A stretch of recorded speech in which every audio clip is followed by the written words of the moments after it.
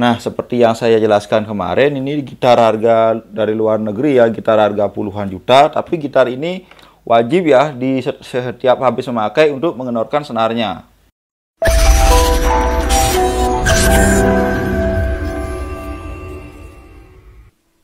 Nah, lihat ini gitar harga puluhan juta, lihat. Tapi ini melengkung ya, melengkung sangat. Ini gitar puluhan juta ya, hampir 20 juta, 19 juta harganya dari luar. Tapi kenapa tidak memakai besi truss rod seperti ini? Nah, gitar-gitar seperti inilah yang membuat mindset orang-orang itu dulunya harus mengenorkan senar ya setiap kita sehabis memakainya. Nah, saya juga heran kenapa ya gitar seperti ini belum memakai besi truss rod seperti ini, dan di zaman sekarang aneh saja terasa. Jadinya gitar ini sangat bengkok ya, sangat tinggi senarnya, dipakai juga nggak nyaman. Nah, kalau seperti ini, lihat ini, dan seperti ini gitarnya karena pemiliknya tidak mengenorkan senarnya sehabis memakai, sangat tinggi senarnya, sangat keras sekali. Dan ini sudah saya cepetkan, sudah mentok ya, di sini sudah habis saddle bridge-nya, dan di sini juga sudah saya cepetkan di nut, tapi masih sangat tinggi karena sudah bengkok ya, sudah bengkok parah. Dan gitar-gitar seperti ini tidak bisa diluruskan karena besi truss rod-nya tidak ada. Nah, bagaimana cara meluruskannya? Ya, kita harus bongkar.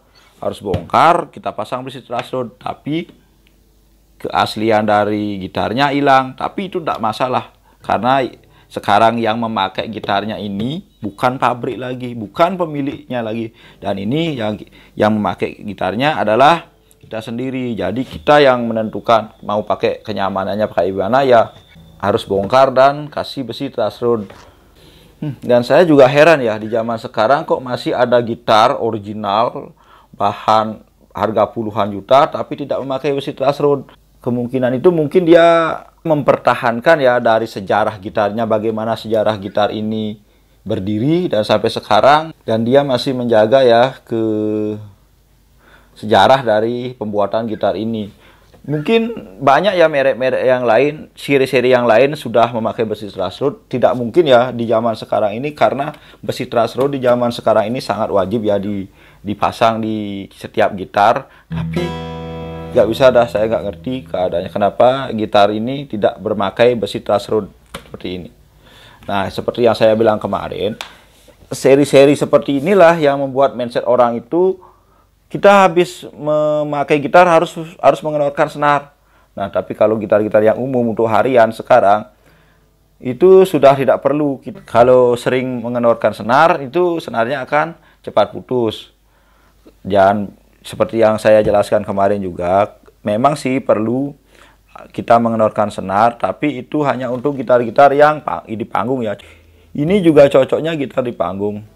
Memang pas kita mau naik panggung, kita setel senarnya, kita pakai berapa jam saja, habis itu kita sendorkan. Dan cara mengenorkannya juga harus sesuai aturan.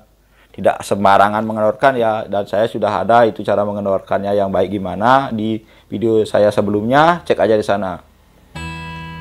Nah, ini khusus gitar panggung ya, cocoknya ini khusus gitar panggung. Di saat kita habis memakai gitarnya, kita harus mengenorkan karena di sini tidak ada besi truss rod-nya seperti itu. Itu mindset orang-orang yang menganggap gitar itu semua ya sama ya. Pas kita selesai memakainya harus mengenorkan senar, padahal itu tidak perlu. Kalau gitar harian itu duduk kita bermain di rumah, itu tidak usah kita kenorkan senarnya. Kita hanya perlu mengecilkan ukuran senarnya pakai ukuran standar, itu yang ya 010 lah, 010 akustik itu sudah sangat standar. Tapi kalau kita untuk di atas panggung dituntut pekerjaan memakai senar yang ukuran besar 11 atau 12, itu baru sehabis memakai kita harus mengenorkan senarnya. Dan cara mengenorkannya juga tidak sembarangan. Cara mengenorkannya yang benar itu sudah ada saya bikin ya di video saya sebelumnya. Cek aja di sana cara mengenorkan gitar yang benar. Nah, tapi kalau gitar-gitar seperti ini tanpa truss rod ini, kita harus mengenorkan senarnya full juga nggak apa-apa, nggak masalah, karena dia tidak ada tarikan dari besi truss rod-nya. Nah, bagaimana caranya biar ini bisa kembali nyaman? Memang nggak susah sih, susah. Kalau sudah gitar yang sudah memakai besi truss rod seperti ini sudah bengkok, yang tidak ada besi truss rod-nya, itu sudah permanen bengkoknya, tidak bisa. Walaupun kita press, kita bagaimanapun, dipasang senar, tunggu 1 hari pasti bengkok lagi, itu dijamin. Kalau kita mau gitarnya awet kembali lagi, kita harus membongkarnya dan memasang besi truss rod. Bagaimana caranya? Nah, sudah ada juga di channel saya. Itu caranya gampang, kita tinggal bongkar dan kita pasang besi truss rod. Nah, seperti itu. Karena ini pemiliknya tidak tahu, sudah saya kasih tahu dulu harus mengendorkan, tapi dia tidak menghiraukan. Dia posisi senar di setel seperti ini dia taruh, lama kelamaan akan bengkok permanen seperti ini. Lihat, dan ini sangat tinggi sekali senarnya. Sudah saya press juga, ini bentar lagi juga bakal bengkok lagi. Ini sudah saya press ya, sudah saya press, sudah saya jemur, ada sih mendingan sedikit. Nah, sudah mendingan sih, sudah mendingan sedikit, tapi bakalan bengkok lagi, besok aja bengkok kalau kita terus senarnya dipasang seperti ini. Nah, jadi buat kalian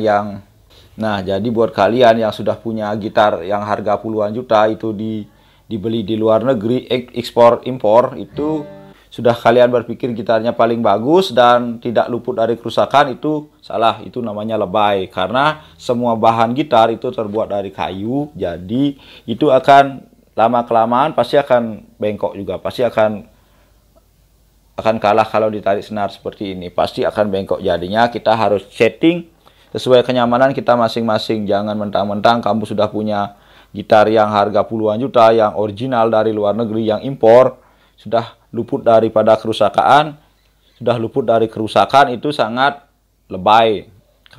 Namanya gitar semua itu berbahan dari kayu, pasti akan mengalami kerusakan lama-kelamaan karena ditarik oleh senar seperti ini.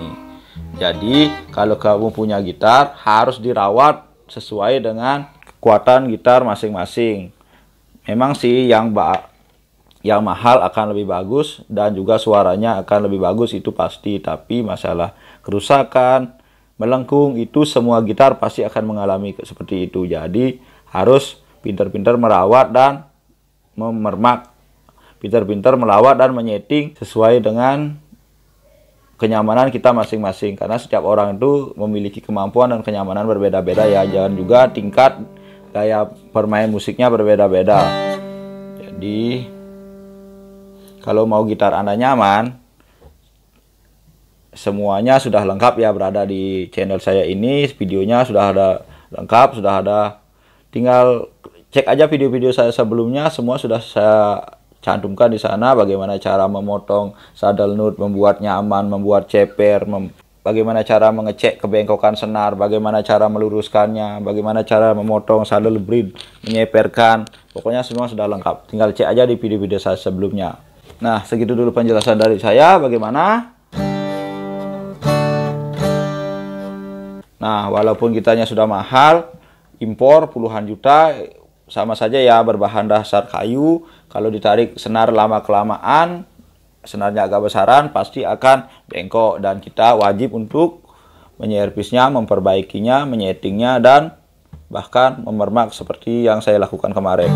Banyak sih, saya udah biasa sih menggarap gitar yang harga puluhan juta. Masalahnya sama, bengkok dan kenyamanan. Bengkok, ketinggian senar, karena di standar pabrik itu, karena pabrik itu membuat gitar ribuan ya, tidak mungkin semua 100% sempurna. Dan namanya juga kayu, pasti aja ada rejectnya.